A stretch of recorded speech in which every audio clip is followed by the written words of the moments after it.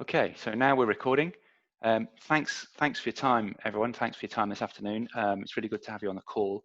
So what we're going to do is for the next just under an hour, we're going to show you how easy and quick it is to run Siebel on the Oracle Kubernetes engine.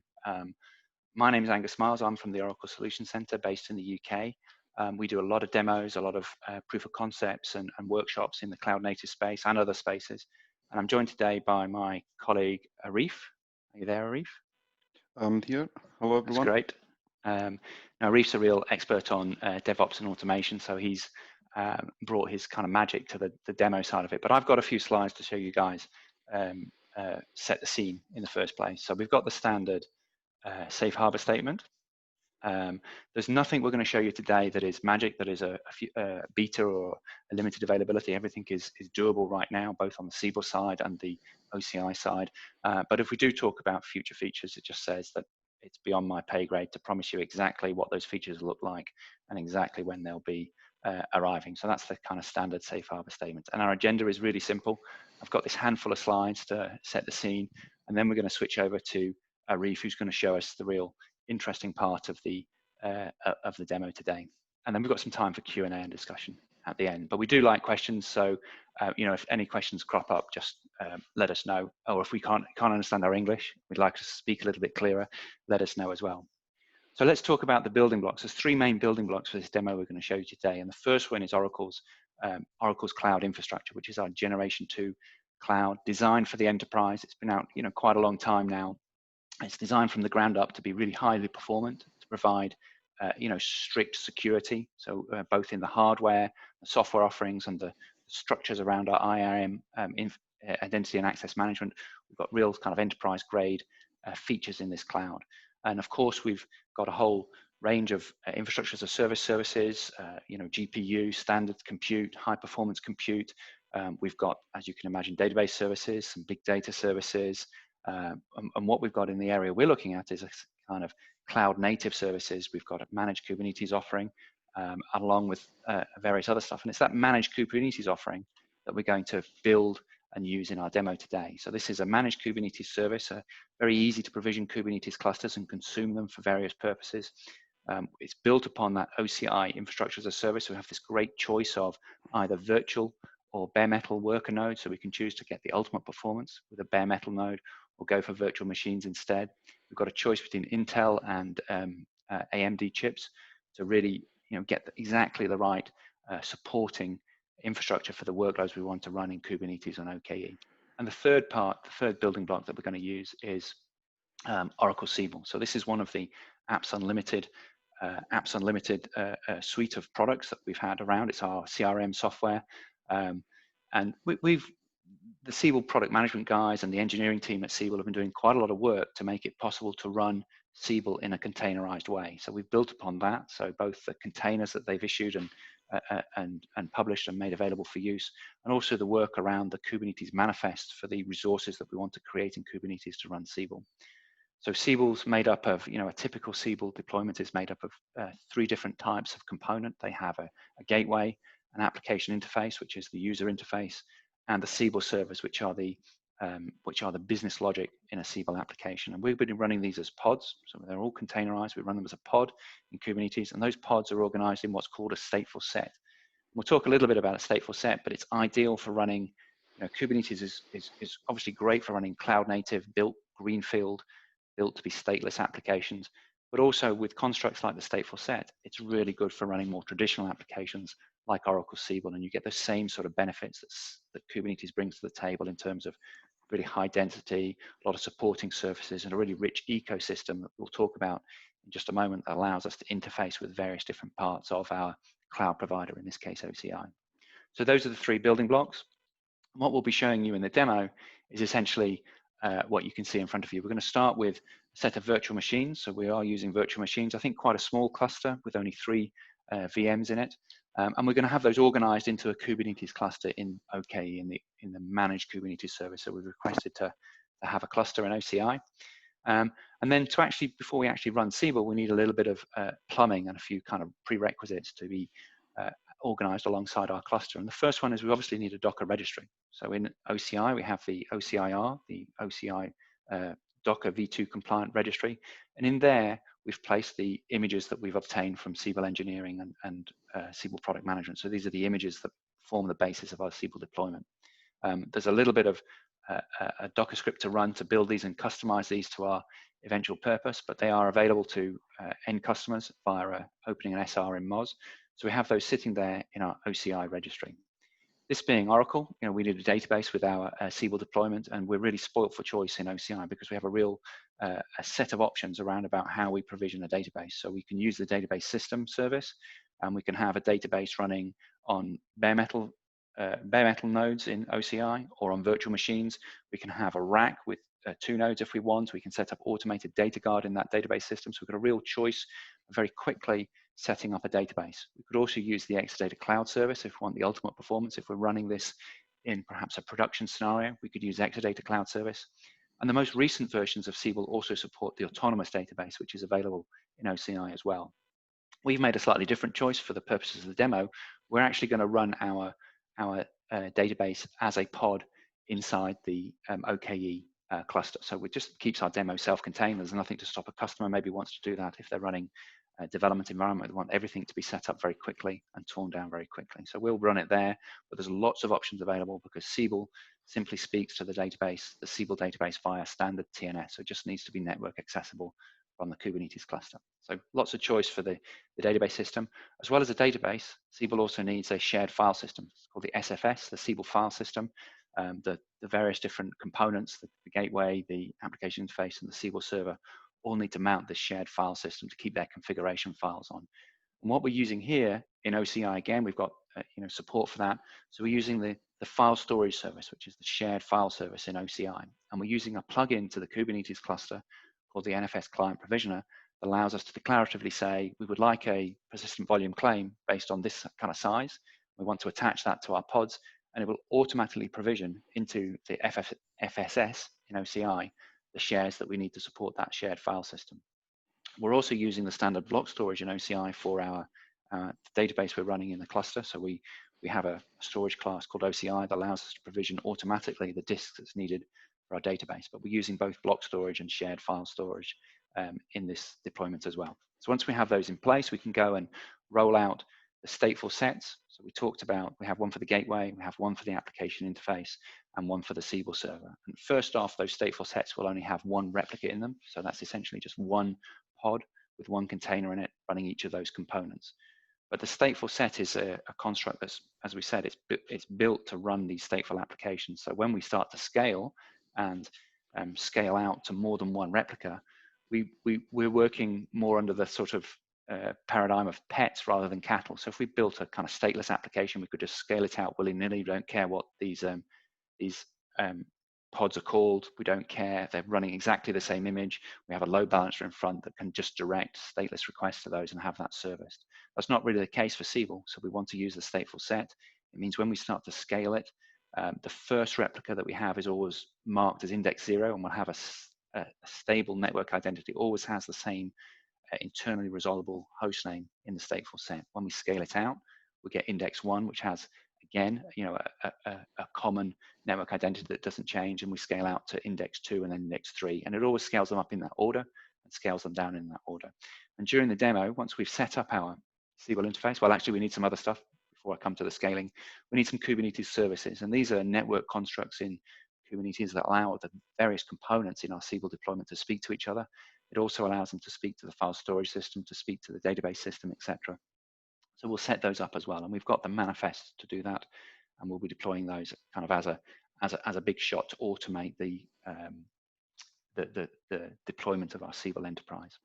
And then we can start to scale. So we can go to these stateful sets and say, give me more than one pod. So we can scale that Siebel server out. So if we want to scale our business logic, we can do that. If we want to scale the application interface, get more horsepower at the user interface layer, we can do that as well.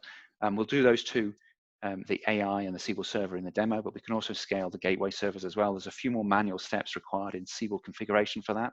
So we won't be doing that during the scope of this demo, but it's entirely possible. And this has kind of been tested by the Siebel guys to around about 100, just over 100 pods running at the Siebel server layer, which represents quite a large Siebel configuration.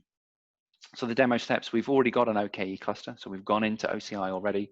We've got a cluster set up. You can set it up via the console, via API, Terraform or Ansible. We're going to deploy a database onto Kubernetes. And once that database pod is up and running, we'll import into it the Siebel sample pluggable database. So we're using that container database technology. And the sample PDB is kind of like the vision database in Oracle E-Business Suite. It's kind of the training or the demo database that ships with the product. Then we'll deploy those three components that we saw in a previous slide, all as stateful sets. And then we will use the management API. So Siebel has a REST API to do configuration. So we'll use that management API to configure in those running pods a brand new Siebel enterprise with one Siebel server, one application interface, and one gateway. And we will configure it to run Siebel Call Center. And then we'll scale up the number of Siebel servers, scale up the application interface, and we'll go in and manually reconfigure those as additional Siebel servers. So you can get a more kind of graphical view of what's happening. And that really probably should take around about, I think, 15, 16 minutes or something to get Siebel up and running. Is that right, Arif? Well, yeah, last time I checked, yeah. Yeah, so that sort of, that sort of speed to deploy Siebel is something you simply can't get by deploying it in a traditional way onto virtual machines. So we'll show that, Kubernetes is a really great platform for this fast kind of DevOps-oriented way of using even apps unlimited. So a quick side note about OKE. So the underpinnings of this deployment is going to be Oracle's managed Kubernetes offering. So it's an enterprise-grade Kubernetes offering. So we allow people to really spin up a set of nodes to run a cluster very quickly. So it will have a choice of various different versions of Kubernetes version. We can leverage, as we've said, the virtual machines for our nodes, our worker nodes. We can also have bare metal machines if we want the ultimate performance, and we can go everywhere from just one or two worker nodes up to 1,000 nodes in really large deployments on OKE. It's got some kind of unique features. So you can see here, there's part of the OKE land footprint and landscape that is managed by Oracle. So we obviously have the registry on the left-hand side that we're going to use for our Siebel images.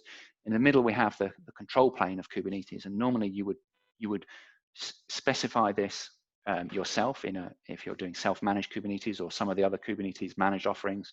You would specify how many master nodes you want, how the ETC database is set up. And OKE, this is all managed for you.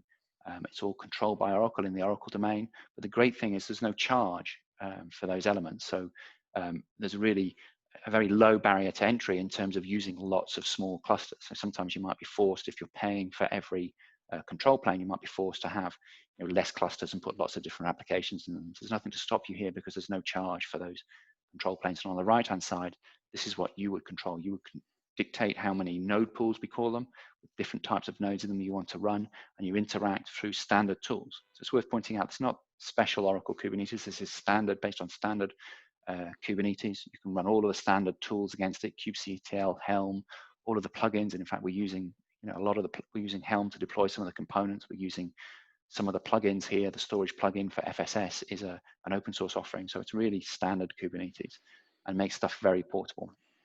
So, and the last piece we just want to talk about before we head into the demo is we're using Ansible to automate the steps in the demo.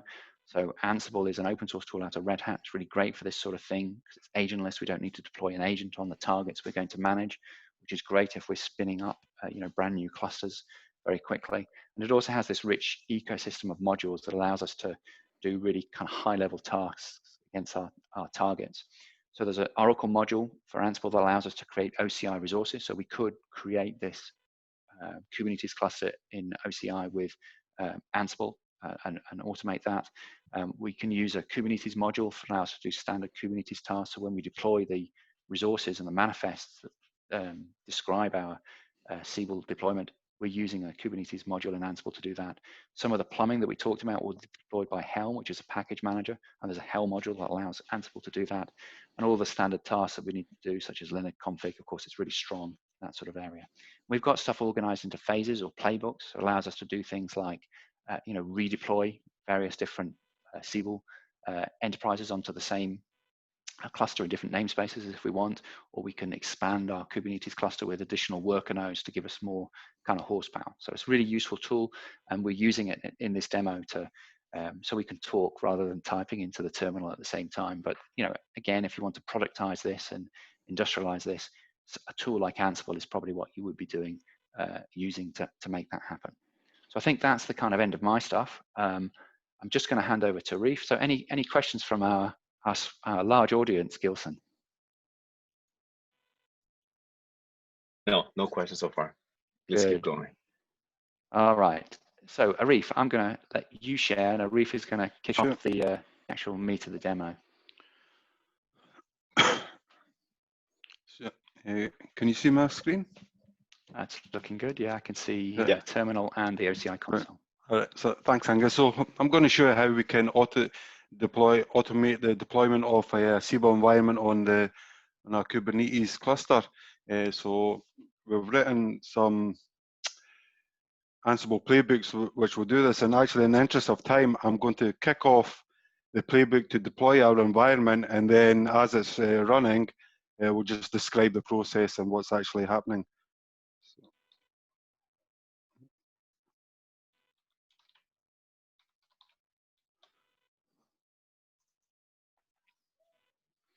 So obviously before I can deploy our environment onto a Kubernetes cluster, we need to create the Kubernetes cluster first. So if I make my way over to the OCI console, we'll see that we already have a cluster prepared.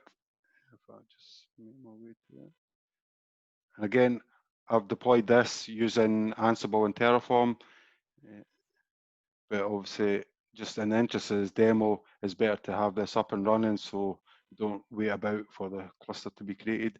So this is the cluster that was created, and if we look inside this, we'll see that it has a node pool, and this node pool contains 3 worker nodes, which are the workhorse of our cluster. And if I click into the pool, you see the 3 worker nodes there, and importantly, they're all in separate availability domains and fault domains, so that they can handle an outage in any domain, and your whole environment's not going to break because everything's all in one sort of domain. So this is what gives us a highly available environment. So now that our cluster is up and ready, what I've actually done is discovered our cluster in a tool called Rancher, which is an open source platform that enables us to run and manage Docker and Kubernetes. We'll be using it as a sort of graphical front end to monitor our containerized Siebel workloads. So as our playbook's running, we can actually monitor what's happening. So this is Rancher here. So if I just make my way back over here, so you can see that the actual playbook's running, and the first thing the playbook will do is actually download and clone our Git repository that has all our manifests for our environment. So a manifest file is just a sort of JSON or YAML file that contains a description of all the components we wish to deploy. And this will be sent to the Kubernetes API to create the pods, the deployments, and services, etc. And we'll be able to see that in Rancher. The play also deploys the Ingress Helm chart, which allows us to define the Ingress object to access our services from outside the Kubernetes cluster by exposing the relevant service port. And it also installs the NFS client Helm chart. Since our environment requires some persistent volumes, we require this chart to create a storage class of our NFS server, allowing the code to automatically create persistent volumes on the NFS share. And this share we'll use for our actual application pods, but also as part of deploying the OKE cluster, we get this OCI storage class, which is block storage based, and we use that for our database pods. So once the Helm charts are deployed, we can show that in Rancher, can't we? Should we look at some of the resources? All the manifest files. Well, I'm still running. The playbook's applied it's installed the Helm charts, and the last thing it does is it applies all the manifest files, which will create our load balancer, our persistent volumes, our app and database pods. And we can see right now it's deployed everything, and it's just waiting for a database to come up before it can continue to the next step. And so we can now have a look at what we've just deployed here in Rancher. So the first thing is we'll look at the storage class. So this is our cluster here.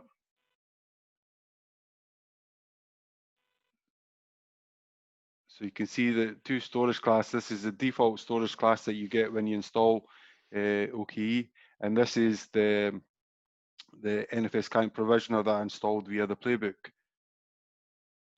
And of course, you can also see that persistent volumes have been created on top of these. Yeah, so one of those is going to be for the database, and the other one is for the Siebel file system. So the database one is in the block storage, and the Siebel file system one is on shared storage. Yeah, so if we look in workloads, you can see all our stateful sets which have been deployed. And if I click on the Oracle database, we should see our database containers. So good news is they're up and running. So yeah, that's great. what the code was doing at this point here was just waiting for the database to come up. You can view the logs on that. You can see that it's installed the database. And once the playbook senses that the database is up, it continues to deploy the sample PDB, which is used by our Siebel environment. Yeah, so they share the block storage device, because they're in the same pod. There's two containers in the same pod, and they can copy that PDB in and run the SQL commands into the database to provision the sample PDB in there. So if I go back, so you can see some of the other stateful sets that's deployed. So we have our gateway one, don't we? Yeah. Yeah. We have our application interface and our Siebel server. Yeah. And these are based on, if you look, you can look there in the image location, it's coming from OCIR, and we're running this on Siebel 20.3. But this same technique, this is not special Siebel. It's not special Siebel that's set to run in containers only. It's a standard product that's been containerized. And I think all versions from 19 onwards, I believe, you can use this approach. So there's a wide variety of these Siebel apps that can be containerized and run on Kubernetes. Yeah, so that's a stateful set. And we'll come back to that later, you know, when we, Arif, when we get to scaling. So they're all running a single pod at the moment. Is it worth looking at some of the services? Yeah, but I'm just going to quickly kick off the next step so that we can talk to that while this is running. So the next step is the playbook's finished. We've deployed our Siebel environment. And at this point, we could actually go and access the SMC console and start configuring up Siebel. But also we could, just to make it easier and less tedious, because after you've done it a few times, it does get a bit tedious, just deploying another playbook which will configure this up for us, and we can actually log into the console and watch the deployment as it's happening. So I'm just going.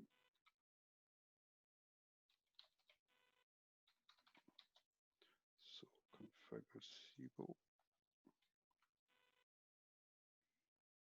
So sorry, Angus, you can go back to, I think you were going to talk about the service discoveries, Yeah, so as well as the stateful sets, we've got a set of services, and these Kubernetes services are the network constructs that allow the various different elements to speak to each other. Some of these are internal, so the two you see at the top, CGW and CGW0, they're both only used for internal access, so components can contact the gateway, and likewise the SES and the SAI, SS selectors are services that allow us to access specific pods within the stateful set. But we also have a service for our database because our components want to speak to our database.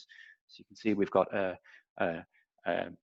DNS name called Oracle DB for our database. We've also got a couple of what are labeled as Tomcat servers, so Tomcat 0 and Tomcat 1. And these are basically external facing.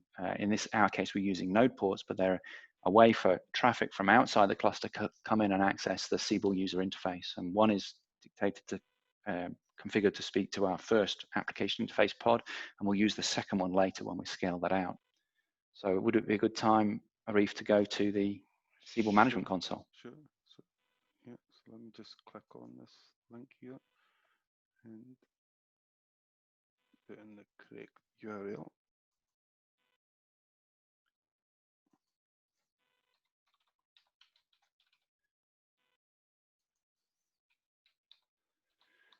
So this Siebel management console is a standard part of the Siebel product, and quite often you would go in manually and start to configure everything. But what Arif is using here from Ansible on the right-hand side of the screen is the ability to call a REST API that does all of those tasks automatically. So he can log in directly. He doesn't need to use the Bootstrap identity. He's logged in with his script has configured it to use database authentication. So he's logging in with a set of database credentials, and you can see that the script has been building what, Arif, for us? Yeah. So the first thing it's done is configured the gateway and bootstrapped it.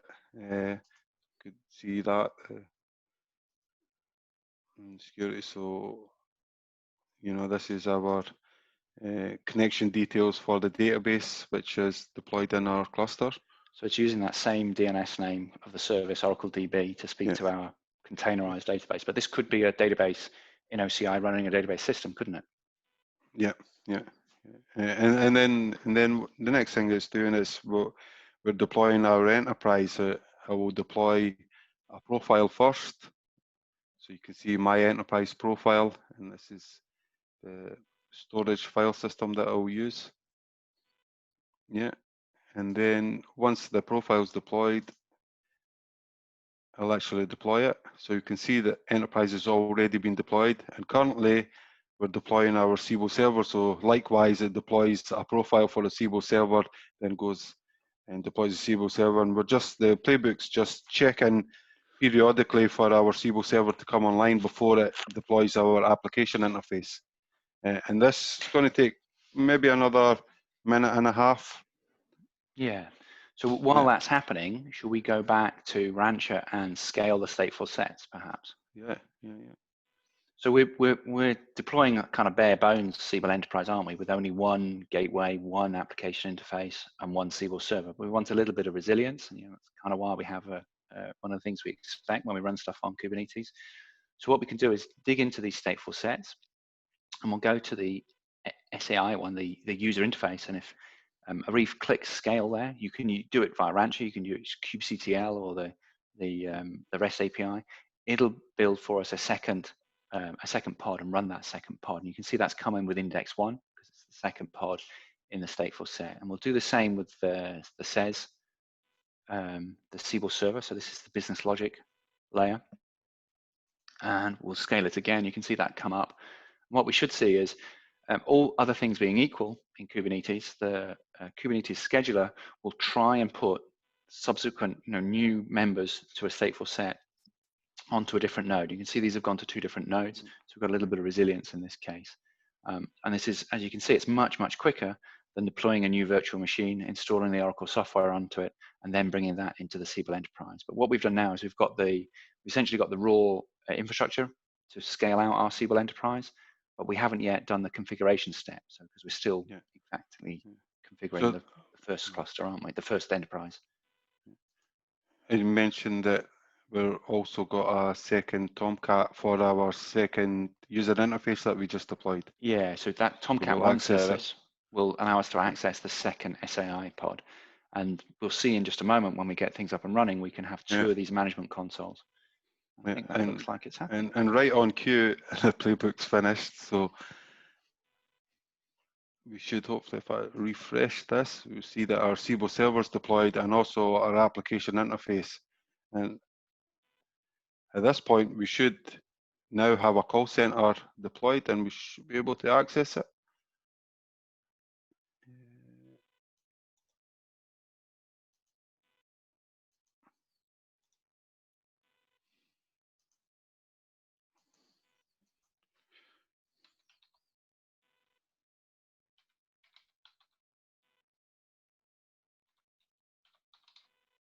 You've only got 1 L in call center.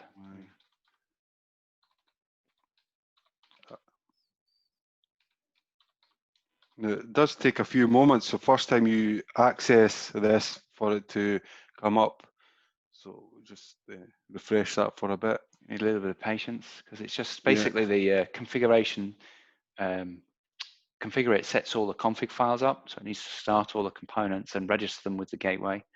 So sometimes it takes. So while this is loading, I just got a couple of questions here. The Terraform that you guys use, you use the Terraform to provision all the services like OKE, database, and FSS, or just OKE, and then you're using Ansible for the rest of the services? Just okay. Well, I'm using Terraform as the main tool, and Terraform can call, and no, sorry, Ansible. I'm using Ansible as the main tool, and Ansible can call Terraform.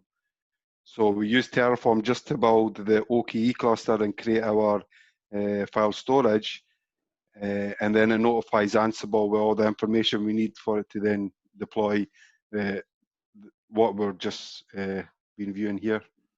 So deploying Siebel, etc. afterwards, and and you can then actually deploy that all as one playbook.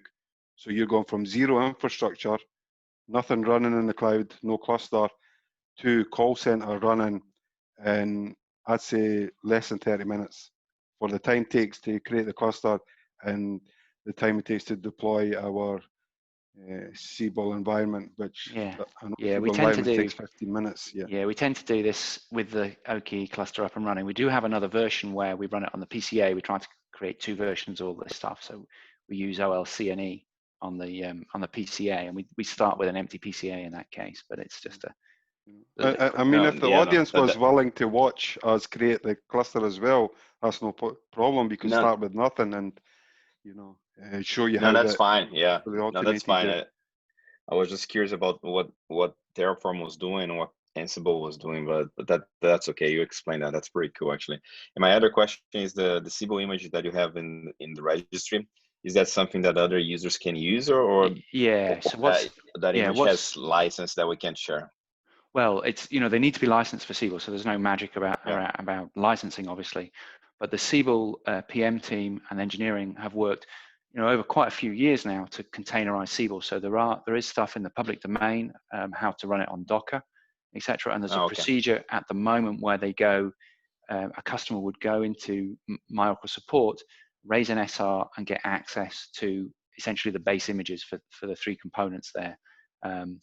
Now they are working on streamlining that and making that a little bit easier for people to access. And I don't know whether that means putting those images in containerregistry.oracle.com or some other method to do that. And they're also working on releasing they can use the same process with a Moz SR to get hold of those manifests at the moment as well. And they're also working on a process to make that a little bit more streamlined as well.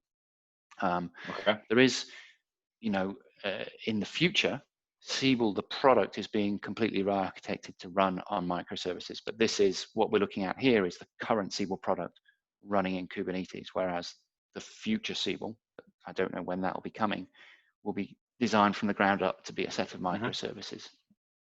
And I think there was another aspect to that, but I can't quite remember what it was. Was there anything more to the question there, Gilson? No, that's fine. Perfect. Keep going, please. Yeah, brilliant. Because on the left-hand side, you can see that Siebel call center. I didn't put the timer on this one, but I think that even with the questions there and the delay to get that up and running. I know that configuring the Siebel part takes 5 minutes, and deploying the Siebel, the first part, takes 8 minutes. I've done a time on that. Yeah, so 13 minutes exactly to deploy this. So we can see, there's lots of different modules in Siebel, but we've only deployed the call center module. So we can now see the number of activities and calls presented to the call center operative, and we can go and create a new one if we want, can't we? Yeah. So you just get them to come around and sort my broadband would be wonderful. Yeah, it's a persistent problem of yours. It's still really slow. It's because I think I'm too tight to pay for a decent service, but if you get them to come around and do some magic and fix my broadband. I'm going to put it down as priority 1 because you deserve it. Really important. Well, the kids need YouTube, yeah. It's really important. So, yeah, so we'll add that. And I think that's saved that, has that? But we can see that, yeah. Go back to home, we should see 44 activities.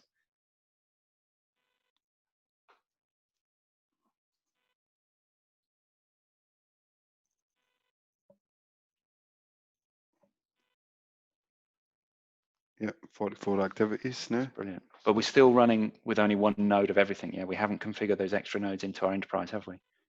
No, no. So are we going to scale it up now? Yeah, let's change the Siebel enterprise configuration. So I need to add another Siebel server. Yeah. Again, these all, actually, one of the other things, Gilson, I was going to say is we've got 3 different containers at the moment, one for each image. And I believe the plan from the Siebel guys is to have one container image that can be used for all 3 different types. And it will be at startup time or init time, it will be changed to be the correct type, whether it's gateway, AI, or SES server. Okay. Yeah, so we'll build, this is what Arif is doing right now. The URL he's put in there is the URL of the second pod in that Siebel server stateful set. It's a kind of unique format that's internally resolvable by Kubernetes. And he's configuring that just to use English as the single language because we're monoglots here. So that's we'll just deploy that and that'll go away and set that off and up and running. I'll just create the application interface as well. That'd be a good idea. So that was the business logic side that he's just scaled. So this, you would normally have many of those, 10s or even more of those. Then we want to, depending on the application interface is fairly lightweight because it just serves the user interface. So you would want, 2 or a few more to give you some resilience and acceptable performance. So we'll configure this second SAI, and you would normally have. In fact, what we've deployed is we've got those 2 Tomcat services you saw. We also have a ingress controller. So the manifest for C will deploy an ingress controller that gives us host-based routing to both of those Tomcat services, but you would probably have an external load balancer as well, manually configured. So before we can obviously deploy the application interface, we need to wait for our Siebel server to come on. But Yeah. this might be a good point for me to connect to the second user interface that we created. Yeah, absolutely. To show you that it does work. Because we've created that second pod, it means we have a second Siebel management console instance. So we can connect to that Tomcat 1 service. And we're going to use a private browser window. Siebel's got some fairly complex session management built into the application. So we want to make this look like another user. So we'll take the URL for that routes to the second SAI pod, paste that in. Just needs to change that to HTTPS and put Siebel/SMC on the end. And what we'll get will be connected to that second pod, that extra resource that we created. It's using self-signed certificates at the moment, so we could use Cert Manager to secure this. We could secure the internal communication with an ingress controller, a service mesh like Istio to force mutual SSL for inter-process communication. And what we're going to log in here is with the Bootstrap user. So this is into a brand new SMC that's never been logged in before. So it's doesn't yet know that it is configured as part of a larger enterprise. So we're using the Bootstrap user. We're going to put in the URL of the gateway service. So there's a gateway service that you can see on the left-hand side. So I'll paste that in, and that will register this SAI with the rest of the enterprise. And you'll get a message saying this is already bootstrapped. Okay. So we can now log in as the database user.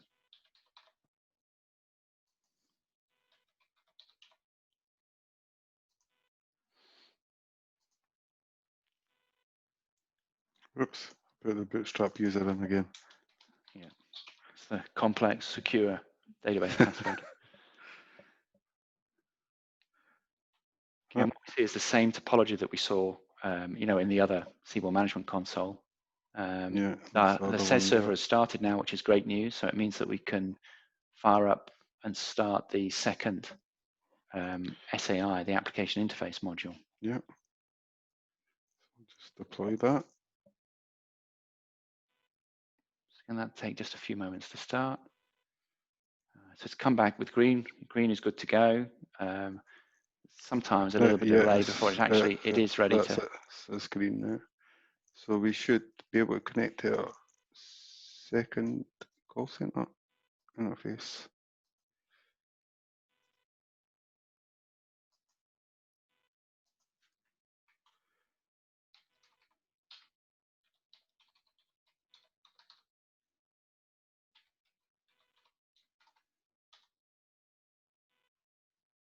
So it takes a little bit of time for this to be ready, like the first one. Not quite as long as the first one. So now we can log into call center.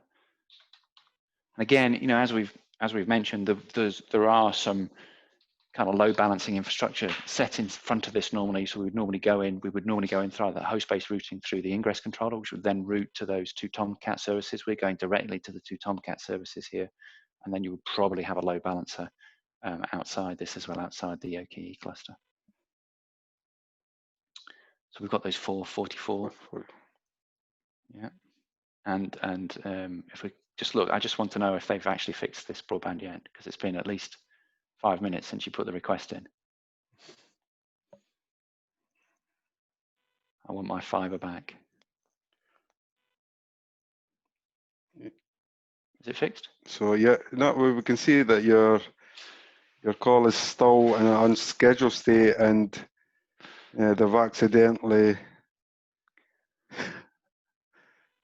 put it on hold. Oh, you can take your pick. On hold or postponed. There's not much choice. We'll postpone it. I've had to live through lockdown without fiber broadband. It's been terrible. So, you know, that's essentially the end of the demo. It's been brilliant, Arif. So, you know, it's a very quick way to get Siebel up and running. Utilizing OKE as the kind of platform to run that on. And we could, if we wanted, you know, scale this even further. We could run more Siebel enterprises in different namespaces for different teams or for different, you know, dev and test. That's essentially the demo. So we're open for questions and like to know what you think. I'm going to stop recording. Yeah.